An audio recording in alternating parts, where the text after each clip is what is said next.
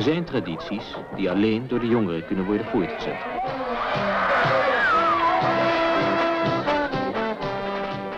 Vierlieppen, voortgekomen uit het polsspringen bij het eierzoeken.